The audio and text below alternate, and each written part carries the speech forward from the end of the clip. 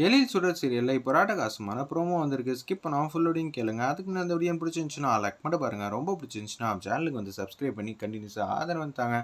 எழில் வந்து வீட்டில் வந்து இல்லை. மனோகரி வந்து யோசிக்கிறாங்க. இப்பன்னு பார்த்து சுடர் மேலே திருட்டுப்பள்ளி போட்டு வீட்டை விட்டு துரத்தணும். என்னடா பண்ணலாம் அப்படின்னு சொல்லி செயினை பிடிச்சி யோசிச்சுட்டே இருக்கிறப்ப கழுத்தில் செயின் இருக்கு. இப்போதான் தங்கம் வைக்கிற விலைக்கு யாருக்கு வேணாலும் தங்கம் மேலே ஆசை வந்துருச்சுன்னு சொல்லிடலாம்னு சொல்லிட்டு அந்த இடத்துல வந்து ஒளிச்சு வைக்கும் போது நம்ம ரூம்குள்ள வந்து ஒளிச்சு வைக்கக்கூடாது. ஒளிச்சு வச்சா நம்ம மேலே சந்தேகம் வந்துடும். என்ன பண்ணலாங்கிற மாதிரி யோசிக்கும்போது சோபாவில் தான் உட்காந்துருக்காங்க. அப்பன்னு பார்த்து சோபாக்குள்ளே வந்து ஒளிச்சு வச்சுட்டு அப்படியே சுடர்வழி ரூம்குள்ளே வந்து போகிறாங்க. அந்த இடத்துல நம்ம மனோகரி, என்னாச்சு மேடம், ஏன் என் ரூமுக்கு வந்திருக்கீங்க, தள்ளுறி நான் உங்ககிட்ட பேசணும்னான்னு சொல்லி கபோர்ட்லேருந்து எல்லா ட்ராயர்லேருந்து திறந்து இருக்கிற எல்லா ஜாமானையும் தூக்கி தூக்கி வெளியே போட்டுட்டு இருக்காங்க. ஏன் பெர்மிஷன் இல்லாமல் என் ரூம்குள்ளே வந்தீங்க? ஓகே, இது உங்கள் வீடு, ஓகே நீங்கள் வரலாம். என்ன நீங்கள் தான் இங்கே தங்க வச்சுருக்கீங்க, ஆனால் என் பொருள் எதுக்கு தூக்கி வெளில போட்டுக்கிட்டு இருக்கீங்க? கொஞ்சமாக நியாயமாக நடந்துக்கங்க. என்னது நான் நியாயமாக நடந்துக்கணுமா? என்ன நினச்சிட்டு இருக்க உன் மனசில் அப்படின்னு சொல்லி சத்தம் போட்டு மனோகரி வந்து பேசுகிறாங்க. அந்த நேரம்னு பார்த்து அந்த வழியாக கிராஸ் ஆன வந்து எழிலோட அம்மா வந்து, என்னடா அது இப்படியெல்லாம் சவுண்டு கேட்குதுன்னு சொல்லிட்டு ரூம்குள்ளே வந்து வராங்க. என்னாச்சு மேடம், பார்த்தீங்களா என் ரூமே வந்து அலங்கோலமாக ஆக்கிட்டாங்க. எனக்கு என்ன செய்யுது ஏன் செய்யுது எனக்கு சுத்தமாக தெரியவே இல்லை. தயவு செஞ்சு நீங்கள் தான் மேடம் என்னை காப்பாற்றணுங்கிற மாதிரி அந்த இடத்துல சொல்கிறாங்க. சரி என்னாச்சு மனோகரி, ஏன் இப்படி பண்ணுற? என்னோட செயினை காணோம், அதுக்கு ஏன் இங்கே வந்து தேடிக்கிட்டு இருக்கீங்க அப்படின்னு சொல்லி கனவில் பாட்டி வந்து கேட்குறாங்க. இந்த வீட்டில் இவ தானே அண்ணியும், அதனால் இவ தான் வந்து ஆசைப்பட்டு தேடி இருப்பான்னு நினைக்கிறேன். அதனால தான் இவ ரூம்குள்ளே வந்து தேடிக்கிட்டு இருக்கேன். இவ வந்ததுலேருந்து தான் எல்லாமே வந்து தப்பு தப்பாக நடக்குது. இத்தனை நாளாக இந்த வீட்டில் எதுவும் காணா போயிருக்கா அப்படின்னு சொல்லி நியாயமாக பேசுகிற மாதிரி நடிக்கிறாங்க. அந்த இடத்துல இதை கேட்டோன்னு வந்து பேரதிர்ச்சியாக நிற்கிறாங்க கனகவேல் பாட்டி. ஒரு பொண்ணு மேலே பொய்யெல்லாம் வந்து பேசாதம்மா. அவள் ஏதோ சந்தர்ப்பம் சூழ்நிலை காரணமாக ஒரு பொய் சொல்லிட்டா, அதுவும் பேரை தான் மாற்றி சொல்லியிருக்கா. நம்ம குழந்தைங்களெல்லாம் அன்பா பாசமாக தான் பேசியிருக்காங்க. நீங்களும் எழிலும் சரி, நீங்கள் குழந்தைகிட்ட நடந்துக்கிற மாதிரியே எல்லாரும் வந்து இப்படி தான் இருப்பாங்கன்னு நினைக்கிறீங்க. அதெல்லாம் ரொம்பவே தப்புங்கிற மாதிரி அந்த இடத்துல வந்து சொல்கிறாங்க நம்ம மனோகரி. நீ பண்ணுறது எதாவது நியாயமாக இருக்கான்னு உனக்கே தெரியுதாம்மா?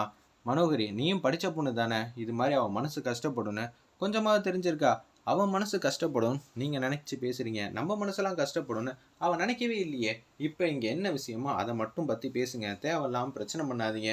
இப்படி தான் என்ன வம்பிழுத்துக்கிட்டே இருக்காங்க அப்படின்னு சொல்கிறாங்க. எழிலுக்கு இதெல்லாம் தெரிஞ்சா மனசொடைஞ்சு போயிடுவான். எழிலுக்கு தெரியட்டும், இவ பேர் மட்டும் இது மாதிரி மாற்றி சொல்லலை, இவ திருடுவான்னு தெரியட்டும் எழிலுக்கு அப்படின்னு சொல்லும்போது கரெக்டாக வந்து கவின் வந்து செயினோட வந்துட்டாங்க. ஆண்டி, செயின் வந்து இங்கே இருக்கு ஆண்டி, இந்த செயினை தேடுறீங்க அப்படின்னு சொல்லும்போது கனவில் பாட்டி வந்து கடுப்பாயிட்டாங்க. நீ என்ன நினச்சிக்கிட்டு இருக்க? மற்றவங்க ஏதோ ஒன்று போய் சொல்லிட்டாங்கன்னா நீ அதை பிடிச்சி வந்து தொங்கிட்டு இருப்பியா?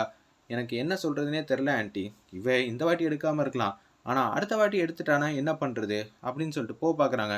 நில்லுமா, நீ இந்த வீட்டில் எப்படியோ அதே தான் சுடரும். அப்படி இருக்கும்போது சுடரை இப்படியெல்லாம் வந்து சந்தேகப்பட்டு தேடி இருக்கியே, அவகிட்ட சின்னதாக வந்து சாரி கூட சொல்லாமல் போகிற, அதெல்லாம் ஒன்றும் வேணாங்கிற மாதிரி சுடர் வந்து பேசுகிறாங்க.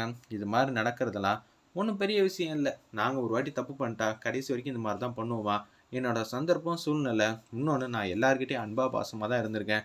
இந்த வீட்டில் எத்தனை லட்சம் வேணான்னு வச்சுக்கோங்க, எனக்கு கவலையே இல்லை. எவ்வளோ பவுன் நகை வேணான்னு வச்சுக்கோங்க, ஆனால் திருட்டுப்பள்ளியை மட்டும் என் பேரில் வந்து போடாதீங்க.